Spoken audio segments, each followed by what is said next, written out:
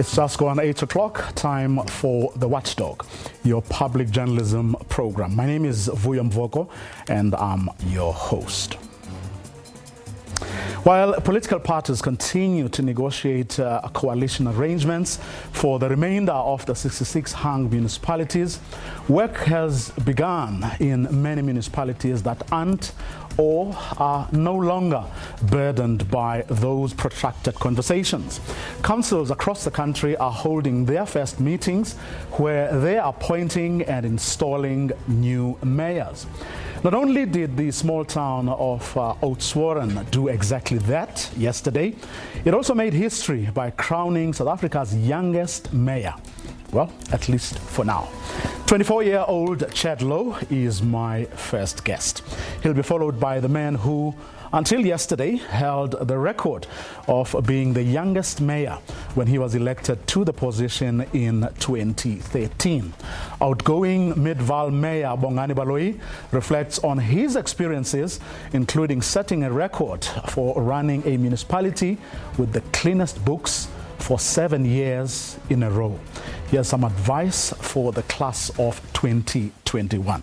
And as we have been doing throughout the week, we continue to bring you the voices of those South Africans who have been dedicating their time and resources to ensuring that people living with HIV and AIDS are not forgotten. That and more in tonight's episode of The Watchdog, which starts right now.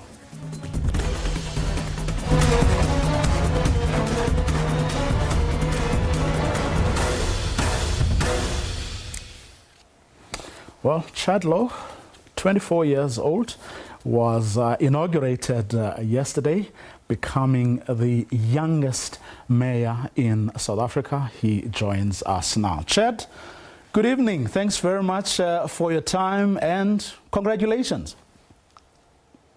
Thank you, Vuyo, and I appreciate the SABC and the show of Watchdog for having me. It's really an honor. Well, I mean, it's no insignificant municipality. None is. I mean, there's no municipality in this country that can be said to be insignificant. But of course, much smaller in comparison with a lot of, municipalities across the country. But it's a very significant one. It's significant because whatever you and your team are going to do over the next 5 years is going to be very important. In certain instances, it's going to be a matter of life and death for the people of that part of our country. What are your priorities? Yes. For now, I'm new into the position. I'm still learning to acquaint myself, but I'm going to the handover. I've been going to the budget, the IDP. For me, the priority would be service delivery, as that's been very, very poor over the past few years. I mean, people have been calling about it. I think that's a priority for me, and with that goes economic development and youth development. Is that? I mean, did you? I mean, during the course of the campaigning, canvassing for votes, and so on, did you even imagine that you'd be where you are today? No. I've been getting that question the whole day so far, Vuyo. I think the goal was just to become a ward councillor. That was the end goal, to be representing my ward, each ward line in Duitsersdorp. It was just that was the goal. Being the mayor of the Oudtshoorn municipality, all I can say is wow. It's not a reality for me. No one is going to sink in, but I'm here, and I'm ready to serve. Take us back to the moment when your party said, or you were told that you are going to be nominated for the position of mayor, or they've decided that you should be the one. The news came as a surprise for me. Looking at the other candidates with me, they're very well educated people, having experience more than I have in local government. So it came as a big surprise. But what I can say with that is that I knew that I have the competency and ability to lead the Oudtshoorn municipality and to become the mayor. Did your ANC comrades tell you why they had chosen you specifically?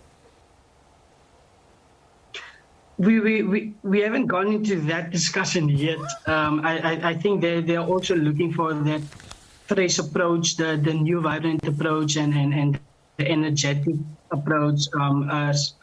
I think the thinking that I'm bringing to the table is kind of different to what we were used to back in the day. So I think this is a whole new approach of doing things, especially in local government. Mm-hmm. Take us through your, shall I say, young life.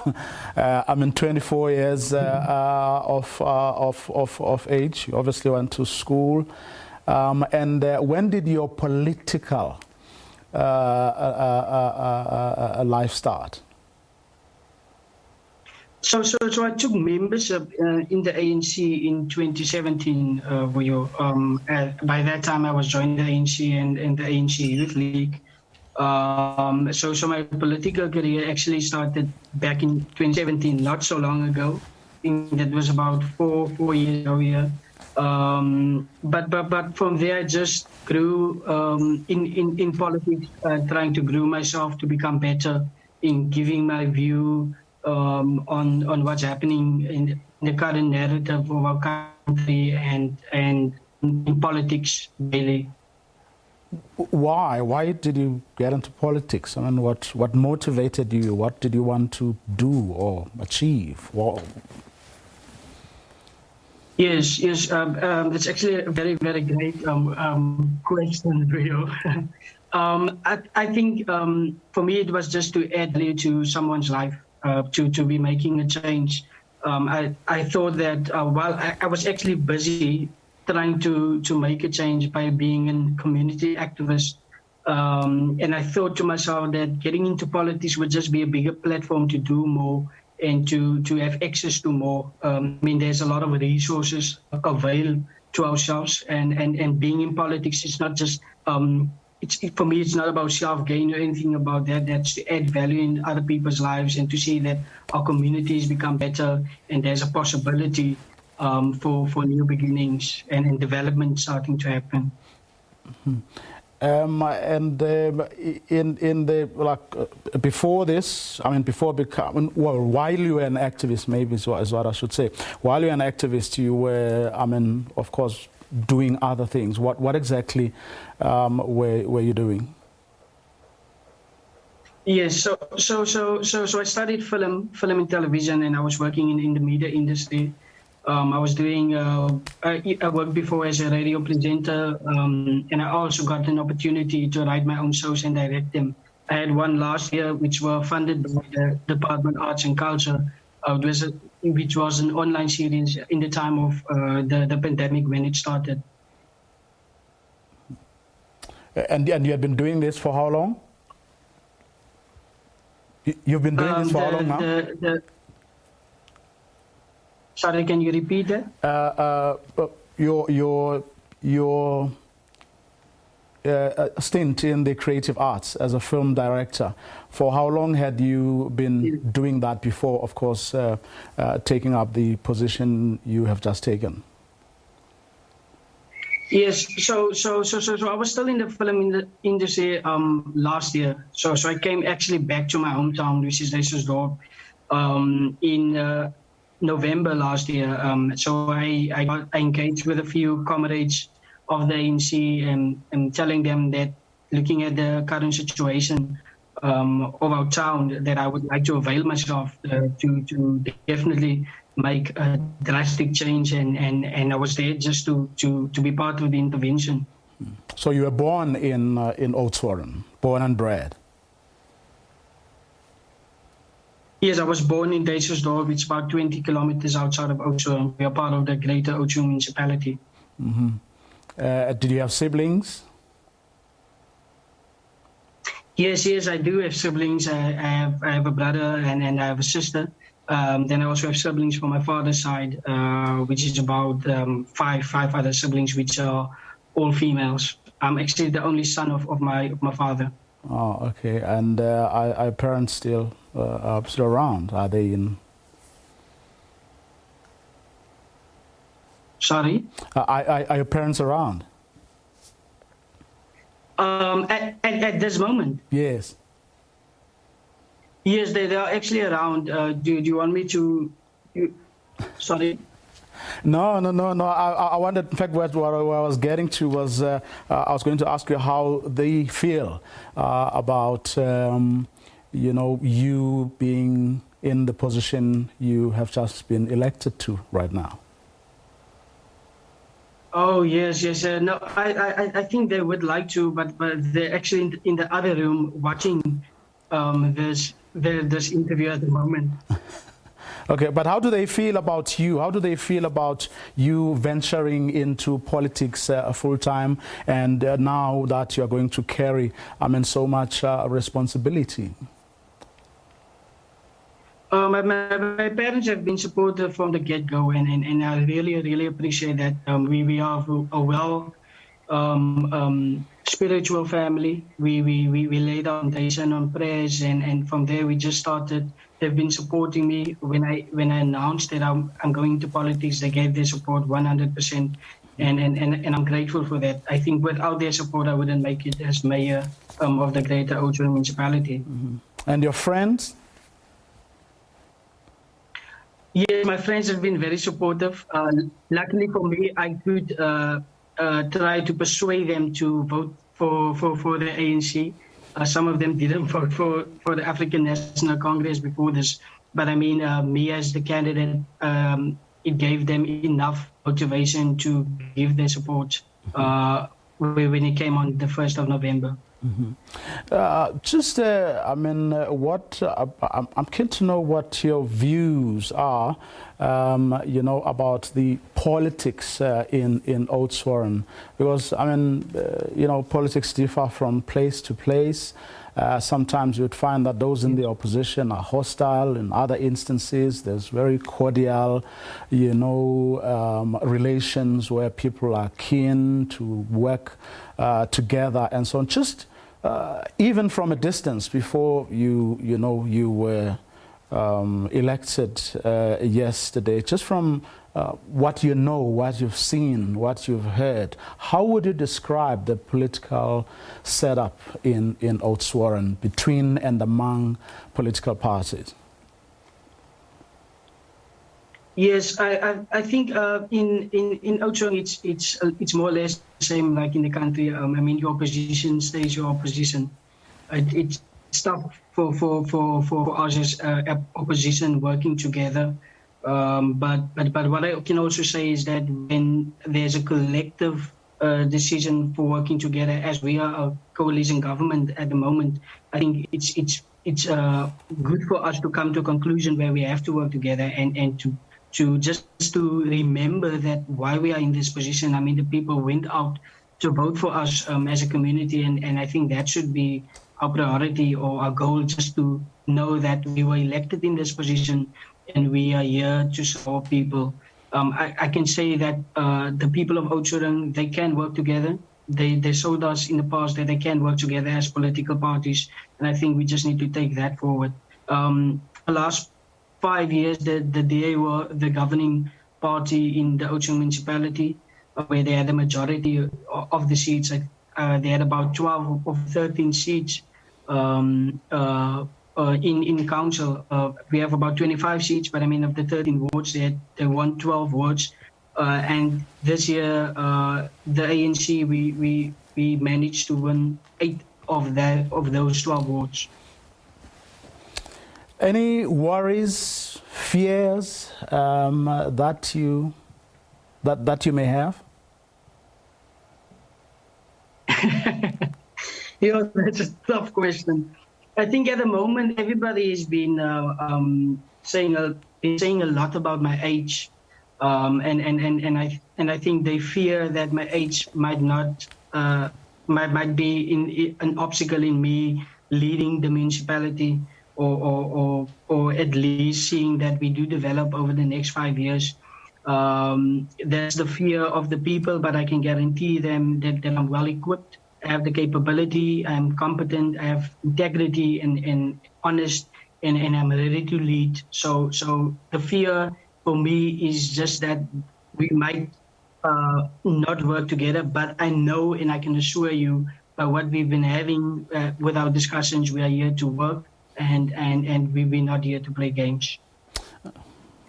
Does it bother you that people view or see you that way? They think you are just way too young.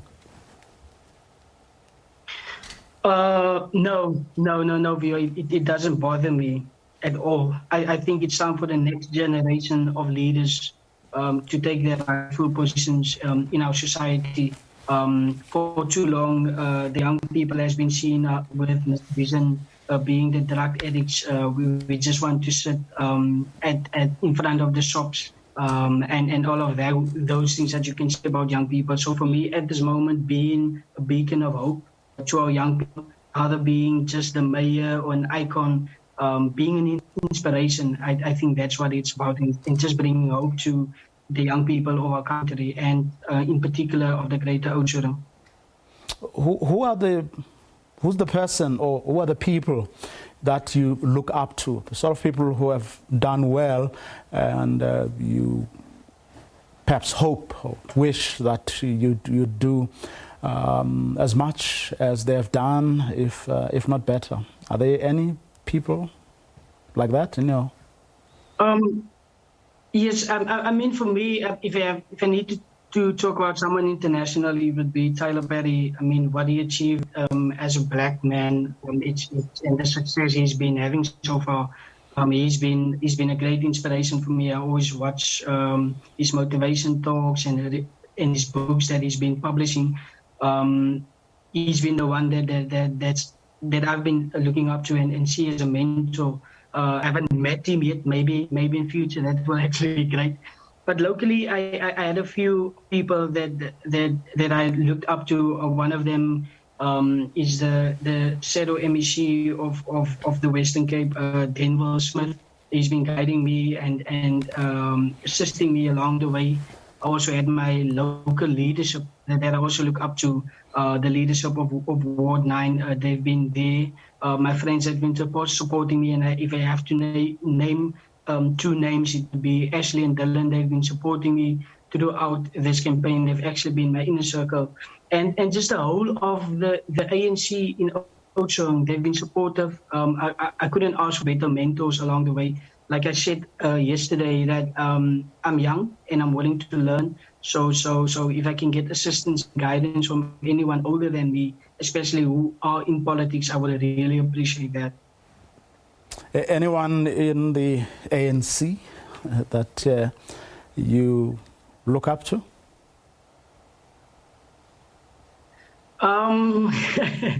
Yes, there are a few that I look up to. I mean, we know about our previous president who passed away, Comrade Nelson Mandela. I think that would be one of the people in the ANC. Just sad that he passed away. But looking at our leadership now, it would be our president, the Honorable Cyril Ramaphosa, looking at what he achieved, especially in the business side of things, looking at his leadership throughout this COVID pandemic. I think that would be someone that I would look up to at this very moment. Well, my next guest was 26 when he became the mayor of Midvaal. I mean, he's going to talk us through his own experiences, but he has done well for himself. He leaves a legacy. Midvaal municipality for the past 7 years has had clean, has kept public books very, very, very well, and praises from friend and foe. Political rivals have been singing his praises. So I don't think it's something that should bother you. But you did say that it doesn't bother you because you are very confident in your own abilities to do the right thing and, of course, to act with integrity. But since you are still young, I'm wondering whether you're going to have time to play with your mates, but also and your siblings, and still do like the fun things, that young people do. Do you think you will be? Yes, we are along the way. I always try to keep things balanced. They say work hard, play hard, but I think keeping things at the balance would be great. Just to adjust myself to where I am at the moment, and it would be nice just to chill with friends a bit and having a few other discussions about what I do during the week. So I think keeping a balanced life would be very important for me, and especially for my health and physically and mentally. What do you normally do in your spare time? Sorry? What do you normally do in your spare time? Oh, what I normally do in my spare time, I'm very much into sports, so I would watch sports. I would go out with friends responsibly. I would go with friends responsibly. Try not to be in public too much as I believe in privacy. And yes, I think that's what I do in my spare time. Just trying to read some books, watch sports, listen to some music, and I think just enjoying life. Okay, well, all I can say is I wish you the best of luck. Thank you, Vio. And once again, I just want to thank you and the Watchdog team for granting me this opportunity. As I said, my foundation from the start were building this political journey on God, and I believe that with Him that I can just grow from strength to strength. And thank you, man, and enjoy your evening. We do indeed wish you the best. Thank you very much for your time this evening and for really opening up to South Africa. And that is Chetlo, who is the 24-year-old new mayor of Oudtshoorn. Well, I'm now going to speak to a man who until yesterday held the record of being the youngest mayor. That's when he was elected to the position in 2013. Outgoing Midvaal Mayor Bongani Baloyi reflects on his experiences, including, of course, having to, stand or sit in front of people who are older than you, who've been there, done that, and who are not afraid of telling you as such, who second guess you, who question every decision that you make. And along the way, he ran a good race. I mean, for the past 7 years, that municipality had the cleanest books you could get in the country. And I'm sure during the course of this conversation, he has some advice for the class of 2021 that include Chetlo, whom we have just spoken to. Bongani, good evening. Thanks very much for your time. Good evening, Vuyo, and thank you for the opportunity. I think, Vuyo, you must start calling me as the veteran. From your description alone, once you're starting to feel like a key veteran in the struggle of local government. I'll call you that. Let me start at the wrong place where I'm not supposed to start. Where are you going? Well, I think the foreseeable future we'll see. There's a number of options before me, and a decision should be made quite soon. insofar as what I'm doing next. So I think it was just, you've been holding this long, and I'm sure you can be nice to me. Be nice to me. Be nice to me for once. Give me a hint. I think it's an open secret that I'll be a striker for Kaizer Chiefs from the January mid-season. So I'll be going out to help Kaizer Chiefs in their quest to retain the PSL. Well, good luck with that one. If you want to spoil your record, then that's venture into that. But take us back, Bongani. I mean, if you will, which is what gave rise to this interview was the fact that I was going to speak to Chad Lowe, who I just spoke to, and I remember. I mean, you held the record of being the youngest person. You were 26 in 2013 when you became Midvaal mayor. How was it? How was the reception? Look, I think it was a very good reception, but there was lots of uncertainty. There was lots of doubt. There was and it's justified because as a young person, you're not really proven yourself, and people are justified in doubting you or having reservations about you until you've delivered. So you must know, no one who's walking in that office without having proven themselves must think that they'll be immediately afforded the level of trust and support from their communities without proving themselves over a consistent period of time. So I think I received what I expected at the time. And over the period of time, I was able to build a level of trust with my community through delivery and consistent performance. Like what helped you? What carried you, would you say? Look, I think I was quite clear about why I'm in local government and why I'm in public service. For me, it's always been about assisting my community, and also coming from a background where I was particularly irritated with the level of changes happening in my own community in Daleside, which necessitated for me to get involved in politics. So I carried that passion right through. My reasons for being a public servant never changed, and I insisted on the highest ethical standard from myself, and that permeated throughout the institution. And I'm a patriot as well, which helped me guide the type of decisions that makes. It's not about what is good for Bongani, but what is in the interest of the people. So my compass has always held true north. It hasn't strayed any other direction because I stayed consistent and I delivered, and that helped me stay within the true north of my compass and not fall by the wayside, because my reasons are still the same, and I've held myself to the same ethical or level standard of leadership that I hold those around me as well. But politics, can be rough and tough. At times you have to take unpopular decisions, or especially for people like you who belong to political parties, you may hold a view, but the political party may come up or hold a different view. Have you ever been in such situations? In politics, those situations are very common.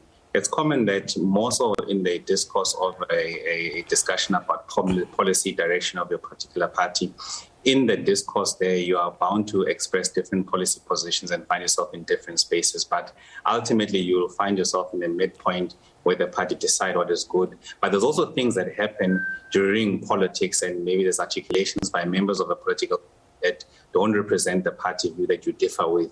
For me, it's been quite clear that if it's not a party position and it's a personal view, I can engage even leaders of the party around that.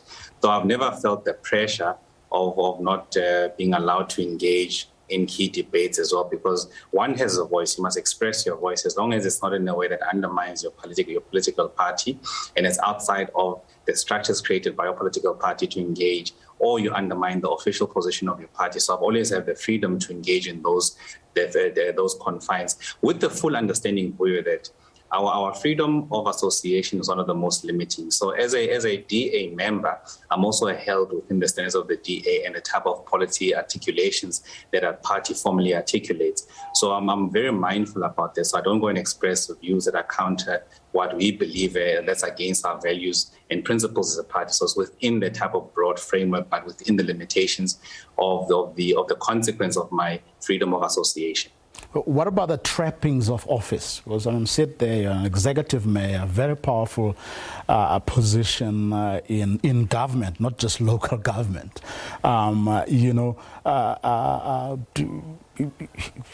Didn't you find yourself, or often find yourself, in very sort of awkward positions? Not at all, because I've always understood and accepted that the office of the executive mayor is not Bongani Baloyi's birthright. My father did not leave me that office. I was elected by a majority of the community to go and represent them for a specific period of time. And when that time expires, I must leave with the dignity I came when I came into that office, and without causing any disruption, and leaving it in the best possible shape for the next person to take over. So when I came into office, I knew exactly how I wanted to leave in office, and I stayed true to that. So when I left, I opened the door myself, and I decided when it was time for me to leave. So that question also illustrates to you that I've never felt a permanency in those positions, nor did I allow the pleasures of the office or the excesses of the position to get into my head. I mean, there's regular acts of humility that I had to reinforce and remind myself of humility, that I serve the people, and I'm not a king to the people, or they are beholden to me. So that has been very important in the approach that I've taken. And also, I think my mother has played a very important part of reintroducing humility at various stages, to remind me that you are a servant of the people, and the people are not a servant unto you. But were you able to do all of that and still live your life and be yourself, do the kinds of things that you want or like to do? Were you able to strike that balance? Not entirely. I couldn't strike the balance because I had to sacrifice and make a choice about where my time will go and effort. And one of the key things I came to realize very early on is that I've got a deficit in terms of institutional knowledge and understanding local government space. So I had to take the youth and the time that I have and sacrifice many other things. So it was fine that I could not go hunting with friends, but I had to stay behind the desk and learn local government and learn the history of the institution, how it has performed over the 7 past financial years, and what have been the key things that affect the institutional culture. So as a young person, I guess this also goes to the incoming mayor of Oudtshoorn, is that you must be fully aware of what your limitations are, and you must have a plan in dealing with those limitations that you have. And one of the key things to use is your time and youth and sacrifice. There's many things that you would like to do and would like to maintain a balance, but in the formative stages or very defining stages of your career, you need to make the balance. And in fact, you may not make the balance, but you need to sacrifice more and give 90% towards your career to lay the solid foundation, which enables you to be able to have a key effect into the systems, the institutional culture, and ultimately the delivery methodology, which becomes very consistent. And ultimately that affords you the time to be able then to slowly move towards doing the things that you like. But the more efficient you get, it becomes a bit more difficult to stop, because you want to go a bit further, a bit more faster. You want to be much more efficient. You want to get things done in a shorter space of time within the budget or way below the budget, but deliver quality. So it's quite addictive once you get into that practice and that mindset. When you look around, do you get a sense, that those are some of the mistakes, that people make? To an extent, but the key fundamental mistake is the presumption that whoever walks into that office is an ethical, committed leader, because everything rests and falls on leadership. And at times, local government makes it so easy for anyone. You could be howling the next day, leading a community and barricading a street and digging up infrastructure and leading a community towards destruction of the infrastructure. And then the next thing, you are seen as a leader, and you are now in council, they have to preside and give oversight over 1.4 billion rands. And then we expect miracles when we know that the person who's there should not be anywhere next to or close to a public institution. So I think the first thing that we must insist upon is the quality of leadership, and there must be some level of benchmark of ensuring that certain people do not even get close to government or public institutions. And then there's obviously the capacity issues and various other issues which are linked that determine whether you get to success or not. But I think there's a number of varieties which affect whether you become successful or it becomes a total disaster. Now, I mean, you now had one of the desks of the South African Local Government Association. When you look broadly, at the problems that are leaving us for a second, the problems that are brought about by political parties or by individuals, that get given responsibilities and never get to execute them or become corrupt and so on.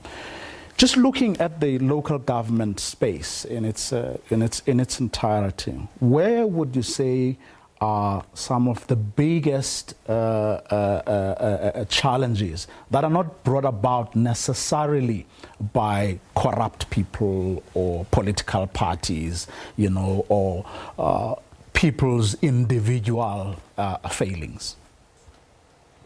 Look, I think if you take a bird's eye view and look at local government, firstly, one of the founding documents, the white paper of local government, has not been reviewed in the past 27 years. And 7 years ago, they made assumptions about how they would, how they envisaged local government and how it would be financially sustainable and viable. And those key assumptions have actually not come to fruition or been proven as a fact. So we need to review the policy framework that gave birth to local government, because it also has an influence into the type of funding that goes to local government. Because at this stage, the assumption is that local government can raise its own revenue sources. Metros are the case, they can to some extent, but imagine a rural municipality in rural KZN or Eastern Cape or Limpopo or Mpumalanga that must raise close to 60% of its revenue for its budget and be able to engage in various borrowing markets through loans and very long-term borrowings. It's not sustainable. So one, that also affects the appropriations to local government. And I think at this stage from the national fisc is about 9%. And from that 9%, you can't even have sufficient level of grants to be able to grow the infrastructure that attracts investment, that stabilizes your community and ensures service delivery as well. So some of the failures are born out of policy formulation, which the expression came about 27 years ago, which has not been reviewed as well. So I think there's structural and systematic issues that affect local government, and also how local government has been abused over the years by national government and provincial government with these unfunded mandates, which they don't really follow through and assess local government with necessary funding. And the difficulty with local government is that we are closest to the people. No one knows where the premier lives or the president lives to an extent, but when something goes wrong, whether it's a competence of provincial government or national government, they always come for the local councillors or local mayors, whether it's a housing issue or primary healthcare issue. So I think we need to have a deep appreciation of these challenges that affect or create this environment where to succeed, you must really shoot through various hoops for you to make it out of the tunnel. Let's talk also about the problems that are brought about by individuals, who come and occupy positions of mayor, MMC, and so on, as well, of course, as political parties. What have you observed there? Look, it's quite clear from my observation that when individuals come in, one of the signs or things to look at is whether they're improving the governance of the institution or they are enhancing it. So when a new mayor comes in and starts firing key officials, then it's a red flag, because what they're ultimately trying to do, more so when there's individuals or officials who are not accused of anything and who have been in those positions for a period of time and have afforded the institution stability. So when they start purging key and competent staff and weakening the governance, which therefore presents an opportunity for them to start stealing and raiding the financial coffers of the municipality. And how you start to see that is taking place is through the irregular, fruitless, and wasteful expenditure that starts occurring over a period of time. Now you start to see a correlation between the weakening of the governance and with the pillaging of resources of the institutions. And ultimately, it comes with leaders who are clear with why they are there, not to serve the people, but to ensure that they can get access to the financial purse of the institution as quickly as possible. So it's an unethical leadership, weakening of governance, and weakening of internal processes and systems to ensure that they steal very quickly, resulting in wastages of spending of the public purse, also resulting in vanity investments in infrastructure, things that should not have happened in any case. Of course, I mean, lastly, you've seen, like the rest of us, the outcomes of the November 1 poll. Everyone busy currently negotiating coalitions and so on. Just your thoughts, like sitting back, watching it all play out. Your thoughts? My own personal thoughts is that the outcome of November 1 is actually a very good result, because it's saying to all of us politicians that there's no political party which will hold people beholden unto it, that we must work to get the confidence of our people back. Whether our people go and vote, whether they don't go and vote, it's because of the offers in the political market. So all of us must deeply reflect about the offers we are offering our people and realize that we really need to inspire our people, because many of us speak about people who decided not to vote and how it's interpreted. But we must really give our people an opportunity and encourage them to go and vote for something. So we must really trigger the excitement and confidence that our people have in ourselves to be able to go out and vote and elect whoever they want. So I think in our body politics, we definitely need to work harder to ensure that the offers we give to our people are offers that make sense to our people and speak to the realities of our people, not reality in our minds that we foresee. And I really think that political parties must really try and put aside some issues to be able to deliver a government. The outcome is one that encourages or dictates that a coalition must be formed in terms of governance, and therefore the difficulty to deliver on the aspirations of our people, because ultimately it's a product of democracy, and it's us who fail to go and ignite our people, to give them courage, to inspire them to go out and turn out and vote for something. And the product of a democracy, we must make work with it. Bongani Baloyi, thank you very much for your time this evening. Thank you so much, Peter. He is, of course, the outgoing mayor of Midvaal, where, among other things, he achieved was keeping really good, clean books for the past 7 consecutive years. So he's been a poster boy of good governance. Now let's bring you a bit of let's stay, maybe I should say, with some local government news. Everyone has been wondering, on the back of the EFF, the DA, and yesterday the IFP making major announcements about decisions they have or have not taken. Everyone is wondering what the ANC thinks of it all and what it is up to. They released a very short, shall I say, terse statement today, saying they won't speak much because the meeting of their national executive is only coming up at the weekend. But on the back of that statement, here's what Pulemabe had to say about his party's position and where things are as far as the ANC's coalition arrangements and talks are concerned. We went into these talks clear in our minds that it is possible that we may not be able to strike or arrive at a consensus with certain parties. We could be able to do so with others. But the fact that we were able to engage with almost all political parties that participated in these local government elections, and those that would have made it with a view of wanting to form coalition governments, that on its own reflects the maturity of our own democracy. So we wouldn't really want to single this or that party, because would the door be open? Their own programs. Would the door be open for talks with the African National Congress has never shut its door on engagements. It has always we went into these engagements with an open mind. We said that we are willing to engage with everyone who wants to contribute towards stable governments, governments that are transparent, governments that commit to the fulfillment of service delivery towards our people.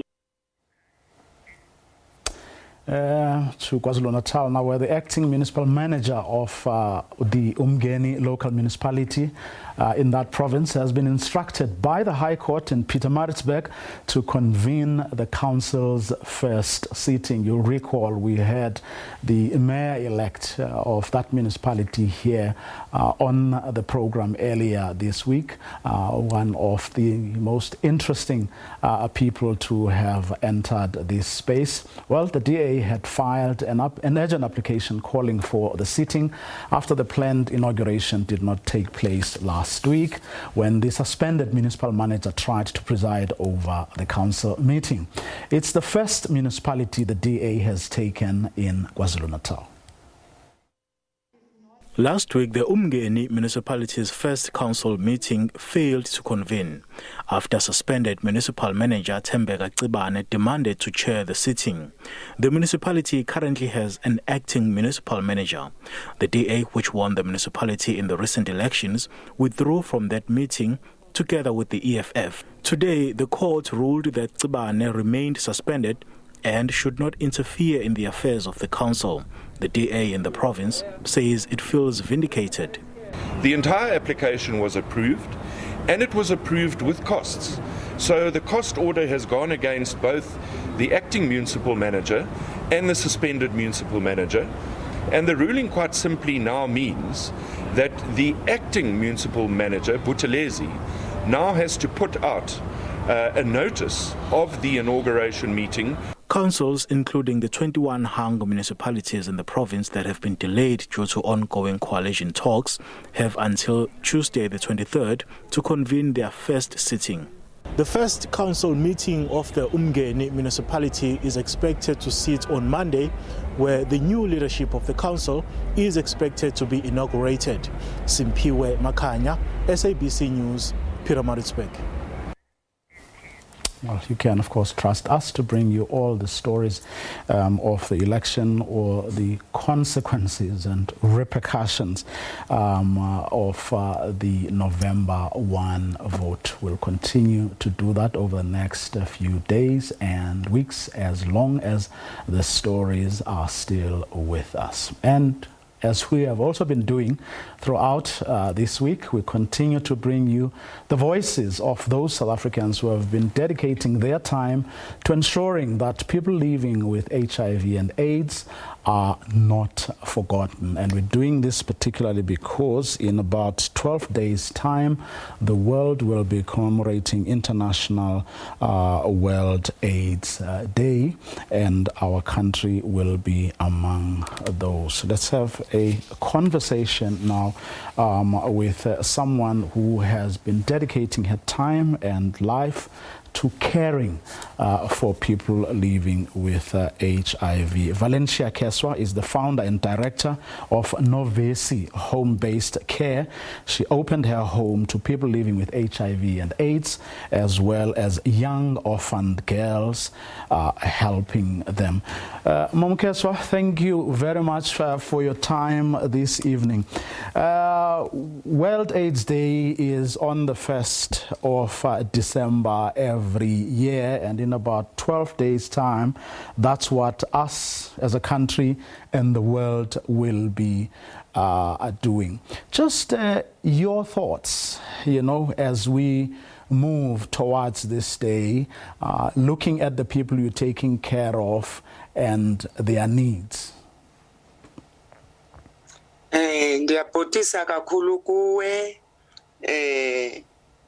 qala ndisithi bhotani bantwana bomgquba bantwana bomthonyama noxa ke izithende sezagcwala uthuli ukuhuqa lamahlahla kwaze kwabalapha. Inkosi Camako. Tatulvuyo uthi mina ke ndinguNovensi ndizalelwe eHewu eWhittlesea.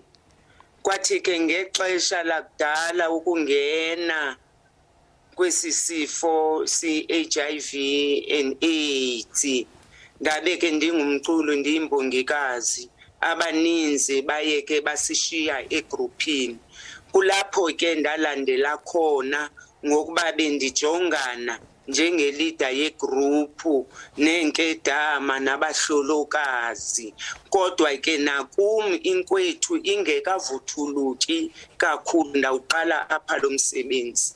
Bekungalulanga ngalo maxesha lawo kuba izindlu ezininzi bezivalwa ngamahlahla, abantwana bezinkedama bengenanto, nathi thina sisizwe esintsundu sibeka namabala ngamabala ngesi sifo.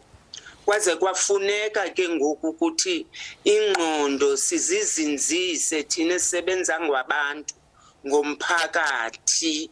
Yaba sisiqalo eso, safunda, sabambisana nomphakathi, sabambisana nohulumente. Kuthi ke xa kuza olusuku lokuqala kuDisemba kufumaniseka ukuthi sike sicinge emva, kodwa sikushiyile sicinge emva apho sisuka khona sizi-organization zakumphakathi. Kuba ngalo maxesha kwakunzima, kwakubekwana amabala.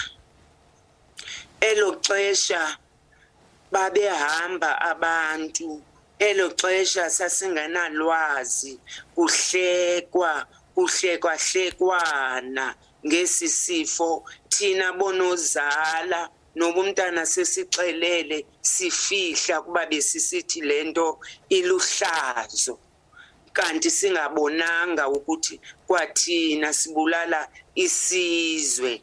Kwahamba kwi-organizations, kufika abantu bethetha ngestigma ukuthi mama mna ndinento enje nanje ekhaya, abafuni ukuba mandithethe ngayo, iitshomi zam zihlekisa ngam. Kwavela ke ngoku-government wema ngeenyawo wasinika ii-programs ezininzi kwii-organizations ezinjenge-counselling, nathi sireferela kwi-social worker, kodwa sesingene imizi ngemizi sithetha ngaso sona esi sifo i-HIV and AIDS. Ngalo maxesha kungekabonakali nokuba iyasondela apha kwi-TB, kuba ungazazi kanti enye into yi-TB, kwangena i-treatment apho sanza ama-awareness, abanye bedisclose kuma-awareness ngalo lona ezintsuku eziya kwi-1 December, kwenziwe onke ama-department nomphakathi kuthiwa kuthethwa ngaso sona esi sifo i-HIV and AIDS. Sasala ke nenkedama ekufuneka ukuba zifumene ii-food parcels uba kuze kube ngoku. Sasala nama-youth headed kweminye imizi kuba ibithatha abazali kaloku nogogo. Ngokunjalo kufuneka bejongene nezinkedama, abezukulwana. Kuma-home based care kwaba nama-programs e-home based care kogogo abashiyeke nabantwana. Kwaqhamka ke nezinye ke ezaye zisimane zisixhasa kuba kuthethwa nge-HIV and AIDS. Sihlanganise nama-young girls, kwenziwa ama-parenting. Zininzi izinto eziye ezenzekayo kuze kube leli xesha, kodwa sisithi ke kuqamata camagu usithwele kwaze kwabalapha. Iyavuthuluka noko lenkwethu. Saba nama-support group kuma-organization, abantu abasulelelekileyo sesi sifo apho bahlangana khona bathethe, sibafunele iveji ezivenkileni, sihambe sinkqonkqoza sibanike i-food parcel, sihlangane nama-social workers or social development kuba nabo sebene-programs o-HIV and AIDS basixhase nge-food parcels, baphinde futhi basixhase nangemali zo-psychosocial support kwaba naloma programs lawo apho sisebenzisa khona ama-auxiliary social workers. Angene Livuyo omnye umama efuna uxelela umntana kaloku ngoku unyana andithi ebesidla ipilisi. Ngoku umntana uyakhula uba mdala, umama ufuna umxelela ngoku akasafuni ngesipilisi, uza kuthi thina ama-home based care simreferele kuma-auxiliary ukuthi lo mntana ungamxelela kanjani na.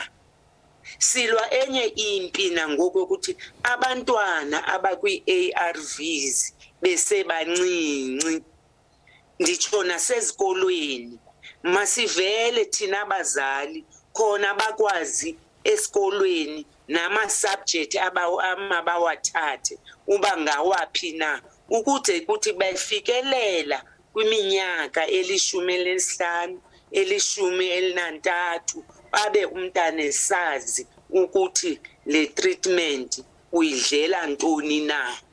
Kuba kaloku bayadefaulta ngoku 16, 17. Hayi sima ngenyawo singama-organization babetha abazali babetha omomncinci uzanixelela ukuthi le pilisi ezipilisi endizidlayo zezantoni na, kuba anikhohleli kuba kaloku nazipilisi ziyawuboosta umzimba umntana aqine. Akho sifo esithini nabo siyabakhuthaza ukuthi makungadefaultwa xa sithethayo kuma-awareness. Kungoku njengoba izezi first nje sesi-arrange yonke into yokuba sathi xa siphuma kumphakathi sisenza ama-awareness sibe sithetha ngantoni na. Sikhuthaza, sinenye iprogram ekuthiwa yi-condom distribution esifundisa ngayo ukuthi wena tata i-condom yotata ikunceda entweni ethile, uyisebenzisa kanje. Mama Ukheso, mandibulele kakhulu ngomsebenzi owenzayo, ndibulele kakhulu ngexesha olinika abantu abangakwazi ukuzenzela nto okanye abangazinto.